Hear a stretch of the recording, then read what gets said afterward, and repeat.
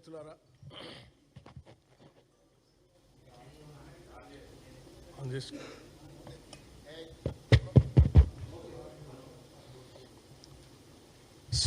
అందరికీ నమస్కారం.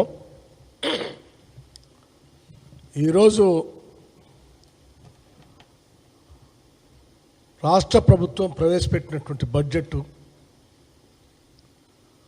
వాస్తవానికి చాలా దూరంగా ఉన్నటువంటి బడ్జెట్. ఇది కేవలం ఎన్నికల్ని దృష్టిలో పెట్టుకొని ప్రజల్ని పక్కదోవ పట్టించడం కోసం మేము రకరకాలైనటువంటి పథకాలు చేయబోతా ఉన్నాం. దానికి ఇంత డబ్బులు కేటాయించామని లెక్కలు పుస్తకాల్లో చూపించడం కోసం మాత్రమే ఉపయోగపడేటట్టుగా ప్రవేశపెట్టినటువంటి బడ్జెట్గానే ఈ రాష్ట్ర బడ్జెట్ కనిపిస్తూ ఉంది. ఎందుకనంటే డెఫినెట్గా మన గత సంవత్సరం బడ్జెట్కి ఈ బడ్జెట్కి పోల్చుకున్నప్పుడు కూడా వారు అప్పుడు ప్రవేశపెట్టినప్పుడు కూడా మేము చెప్పాం, మీరు వాస్తవానికి చాలా దూరంగా పెడతా ఉన్నారు, అక్కడ దాకా చేరుకోరని కూడా చెప్పాం. అదే ఈరోజు బడ్జెట్ ప్రవేశపెట్టినప్పుడు వారు ఇచ్చినటువంటి పుస్తకంలోనే గతంలో కాంగ్రెస్ శాసనసభాపక్షం ఏదైతే చెప్పిందో ఆ స్థాయికి కూడా రాలే లెక్కలు, రాబడి ఖర్చు కూడా. ఉదాహరణకి చూడండి, 2021-22 బడ్జెట్ ఎస్టిమేషను 2,29,876 కోట్లు ఎస్టిమేషన్స్. దాన్ని వాళ్ళు చేరుకోలేక రివైజ్ చేసి 2,09,000 కోట్లు తీసుకొచ్చారు. నువ్వు 2,29,000 కోట్లదే చేరుకోలేకపోయావు. నువ్వు చేరుకోలేనటువంటి వాడి, దానికే చేరుకోలేనటువంటి వాడి ఈ సంవత్సరం 2,56,000 కోట్లకి ఎట్లా పెంచి చూపిస్తారండి? నువ్వు పోయిన సంవత్సరం అనౌన్స్ చేసినా లేకపోతే ప్రవేశపెట్టిన బడ్జెట్ చేరుకొని ఉంటే ఈ సంవత్సరం పెంచుకుంటే సరే మీకు ఆదాయం పెరుగుతుందని నువ్వు అనుకుంటే అనుకోవచ్చు. వీళ్ళు చెప్పిన ఆదాయాల్లో రెవెన్యూ రిసీప్ట్స్లో state share in central taxes కానీ, ట్యాక్స్ రెవెన్యూ కానీ, నాన్ ట్యాక్స్ రెవెన్యూ కానీ ఏది పొందడం లేదు అసలు. ఉదాహరణకి నాన్ ట్యాక్స్ రెవెన్యూ తీసుకుంటే ఆ నాన్ ట్యాక్స్ రెవెన్యూ ఈ సంవత్సరానికి వాళ్ళు ఎస్టిమేషన్ చేసింది 25,420 కోట్లు. గత సంవత్సరం వాళ్ళు ఎస్టిమేషన్ చేసింది 2021-22కి 30,557 కోట్లు వేశారు. 30,557 కోట్లకి నాన్ ట్యాక్స్ రెవెన్యూ వస్తుందంటే అకౌంట్స్ యాక్చువల్స్కి వచ్చేవారికి వాళ్ళు వచ్చింది 6,000 కోట్లు, కేవలం 6,000 కోట్లు.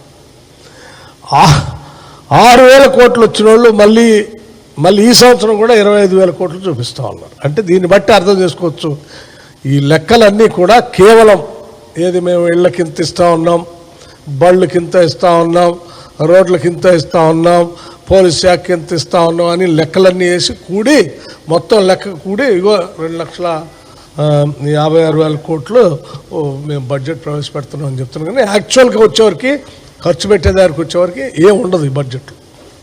ఇది వాస్తవం. సరే, దీని పూర్తి సంపూర్ణమైన వివరాలు ఎట్లా బడ్జెట్ మీద మాట్లాడేటప్పుడు మేము చెప్పాలి కాబట్టి అన్నీ చెప్తాము. ఉదాహరణకి ఇంకా కొన్ని అంశాలు కూడా చెప్పాలి నేను. ఉదాహరణకి వారు ఎన్నికలప్పుడు భూమి ప్లాట్ హౌస్ సైట్ ఉన్నటువంటి వాళ్ళకి 5 లక్షల రూపాయలు ఇస్తాం ఇల్లు కట్టుకోవటానికి. వాళ్ళు ఇచ్చినటువంటి ప్రామిస్ మేనిఫెస్టోలో పెట్టింది. వాళ్ళు కట్టిస్తాను అంతకుముందు చెప్పింది. సరే, మొన్న 7 ప్లాట్ ఉంటే వాళ్ళకి 5 లక్షలు. ఇప్పుడు బడ్జెట్లో పెట్టింది 3 లక్షలు. నిరుద్యోగ యువకుల గురించి పెద్దగా ఏం మాట్లాడలేదు దీంట్లో.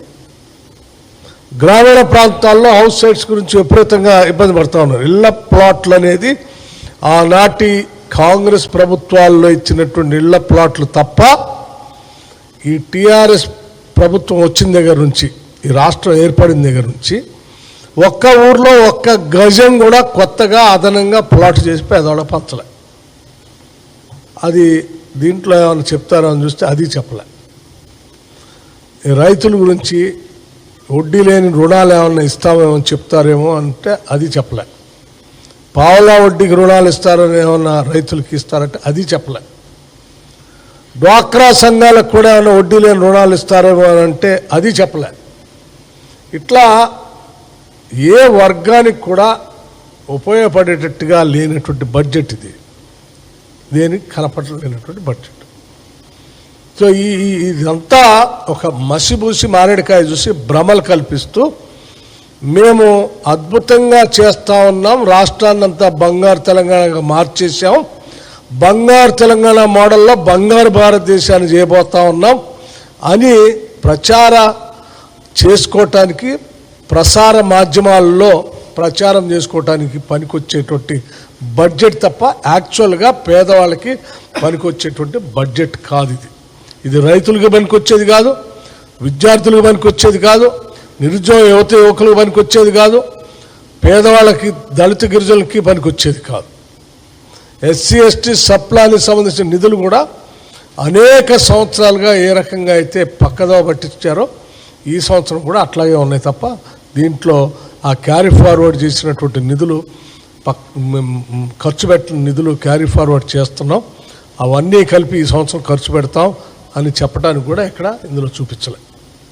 సో ఇది చాలా నిరాశపరిచింది బడ్జెట్ అని చెప్పడానికి నేను ఎటువంటి సందేహం లేకుండా మీకు చెప్తూ,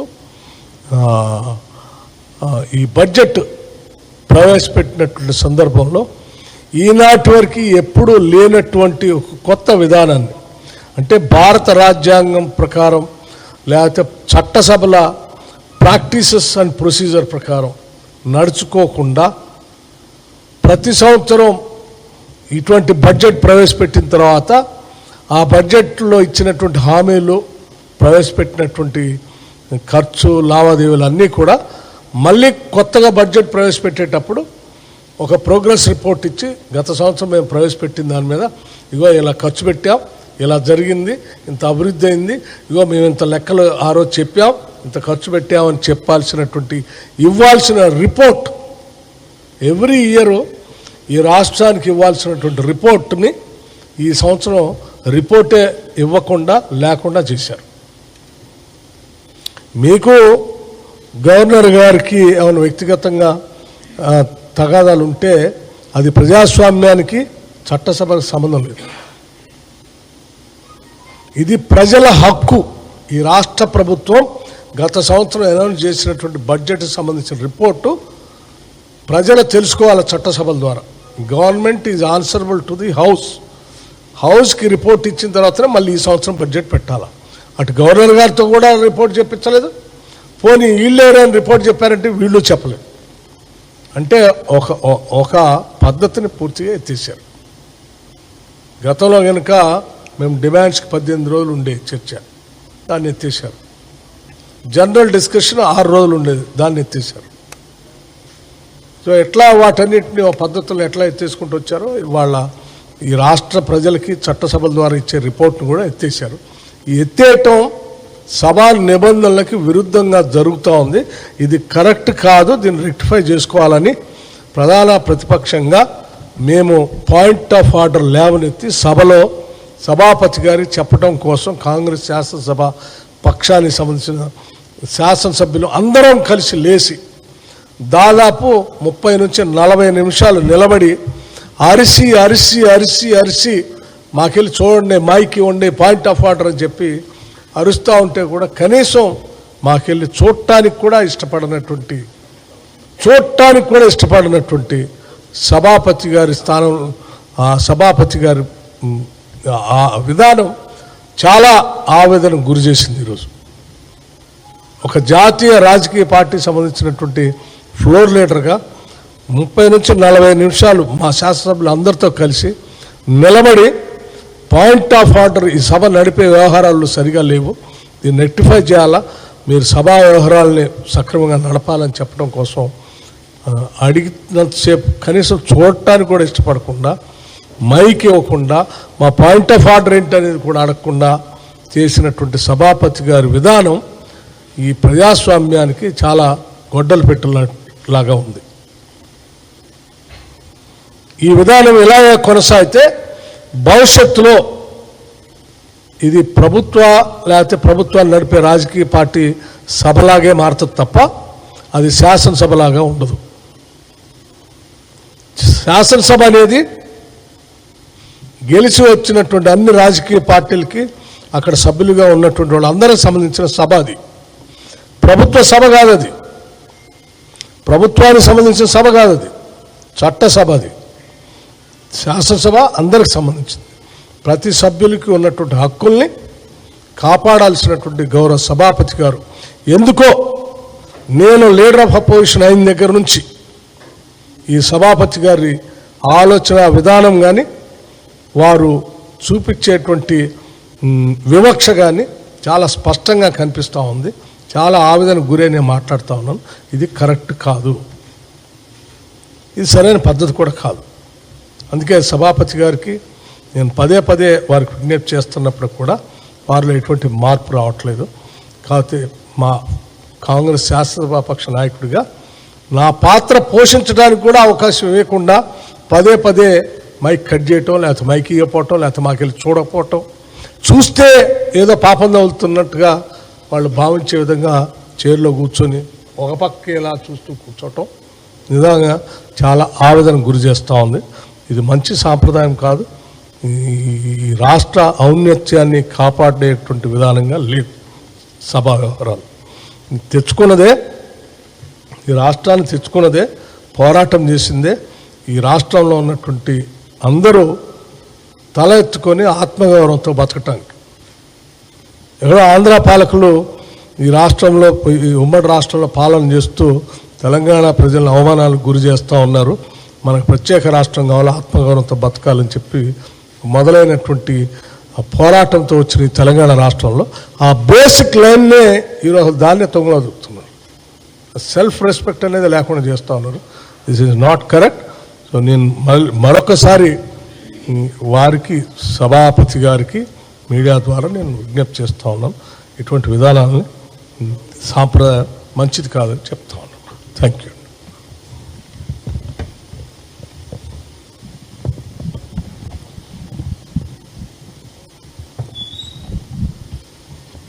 రేపు అంతర్జాతీయ మహిళా దినోత్సవం.